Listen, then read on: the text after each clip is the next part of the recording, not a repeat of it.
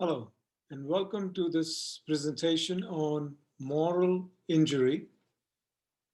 The essential elements involve understanding that it is an intense emotional and spiritual existential distress due to failing to prevent, bearing witness to, or learning about events that transgress our moral beliefs. And this is happening all the time in current individual, community, and global tragedies, not just pandemic, but there are so many other tragedies that are going on. Witnessing violation of our moral code is another way to understand moral injury. And many of us are experiencing shame, anger, disgust, guilt, rage. Many of my patients are drinking excessively to manage these difficult emotions. First, it's important to just educate ourselves about moral injury, become aware when we are experiencing moral distress, spend time with reflection, engage in mindfulness practices such as Tai Chi, yoga, meditation, just day to day mindful living, making sure that we take care of ourselves in terms of exercise, good nutrition, working with our employers for a balanced workload, and then again, having friends who make us accountable for our own self care. Many of us may need help from, say, wiser friends, family, mentors, even professional help, individual counseling, such as logotherapy, which is meaning centered psychotherapy, can be very, very useful. And then again, mindfulness meditation training is important because it takes time to learn the skills and develop a practice to engage regularly. Let's do this reflection on Toni Morrison's quote. I know the world is bruised and bleeding, and though it is important not to ignore its pain, it is also critical to refuse to succumb to its malevolence. So much strength in this quote by Toni Morrison. Again, let's refuse to succumb to the malevolence of the tragedies and atrocities that are going on. We all carry within us our places of exile, our crimes, our ravages. Our task is not to unleash them on the world, it is to transform them in ourselves. By Albert Camus. Again, profound wisdom in this quote.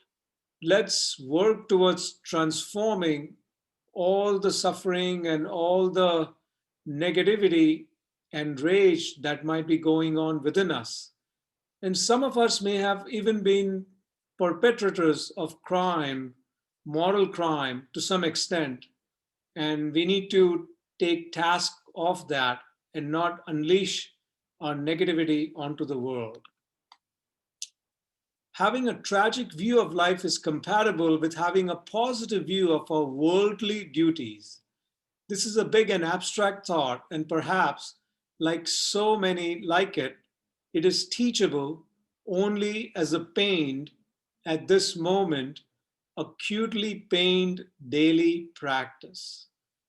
Again, we can have a tragic view of life, but it's really important to have a positive view of our worldly duties, such as me being a good husband, me being a good father, a good physician. So let's appreciate Adam Gopnik's wisdom. There are events in our personal lives and our collective history that seem categorically irredeemable, moments in which the grounds of gratefulness and hope have sunk so far below the sea level of sorrow that we have ceased to believe they exist. But we have within us the consecrating capacity to rise above those moments and behold the bigger picture in all of its complexity, complementarity, and temporal sweep, and to find in what we see not illusory consolation, but the truest comfort there is, that of perspective. Again, profound wisdom by Maria Popova. Let's really embrace our capacity to have this deeper, profound perspective. Do not depend on the hope of results. You may have to face the fact that your work will apparently be worthless and even achieve no result at all, if not perhaps results opposite to what you expect. As you get used to this idea, you start more and more to concentrate not on the results, but on the value, the rightness, the truth of the work itself. Fantastic. Thomas Merton tells us how we can approach life from this point onwards. Let's follow his advice, and we will help not only ourselves, but our family members, our community, and the whole world. Take home points.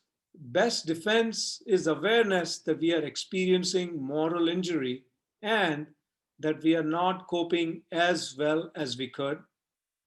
We have an ethical obligation to protect ourselves. Let's remind ourselves of this obligation. Let's create a space to reflect on our own experiences, and let's not travel in this journey alone. Life is already hard.